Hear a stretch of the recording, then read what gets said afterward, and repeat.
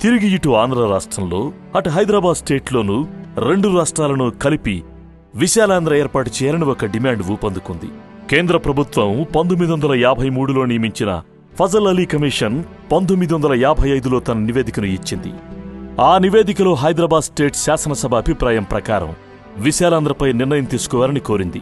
Hyderabad state శాసనసభలో ఆంధ్ర రాష్ట్రం మరియు హైదరాబాద్ స్టేట్లను కలిపి విశాలాంధ్రగా చేయాలన్న ప్రతిపాదనపై ఓటింగ్ జరుపగా 103 మంది శాసనసభ్యులు విశాలాంధ్ర ప్రతిపాదనను బలపరచగా 25 మంది శాసనసభ్యులు ఈ ప్రతిపాదనను వ్యతిరేకించారు.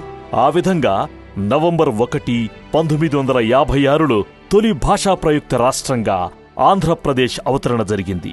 తొలి ఆంధ్రప్రదేశ్ ముఖ్యమంత్రిగా నీలం సంజీవరెడ్డి, ఉప ముఖ్యమంత్రిగా కెవి రంగారెడ్డి ప్రమాణ స్వీకారం చేశారు. ఆంధ్ర ప్రాంతం, తెలంగాణ ప్రాంతం కలిసి ఆంధ్రప్రదేశ్గా ఏర్పడడంలో పెద్ద మనుషుల ఒప్పందం కీలకమైనది.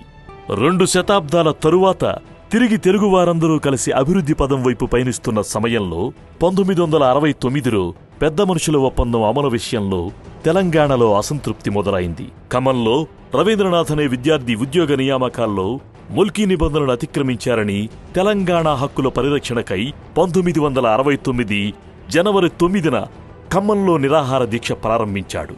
ఆ రోజు జరిగిన ఊరేగింపులో హింసాత్మక సంఘటనలు చోటు చేసుకోవడంతో ఉద్యమం ఇతర ప్రాంతాలకు వ్యాపించి 1969 జనవరి 13న హైదరాబాదులో ఉస్మానియా యూనివర్సిటీలో సమావేశమైన ఒక వర్గం విద్యార్థులు తెలంగాణ విద్యార్థుల కార్యాచరణ సమితిగా ఏర్పడి ప్రత్యేక తెలంగాణ రాష్ట్ర సాధనే తమ ధ్యేయమని ప్రకటించారు.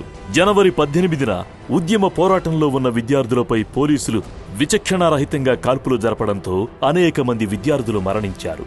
ప్రత్యేక తెలంగాణ రాష్ట్రమే ధ్యేయంగా మర్రి చెన్నారెడ్డి, మదన్ మోహన్ ఆధ్వర్యంలో ఫిబ్రవరి 28, 1969న తెలంగాణ ప్రజాసమితి అనే పార్టీ ఏర్పడింది. ఈ ఉద్యమ సమయంలో 369 మంది విద్యార్థులు అసువులు బాశారు. తెలంగాణ నాయకులతో కేంద్ర రాష్ట్ర ప్రభుత్వాలతో జరిపిన చర్చల ఫలితంగా 1969 నవంబర్ 26న ఉద్యమం వాయిదా వేస్తున్నట్టు మర్రి చెన్నారెడ్డి ప్రకటించారు.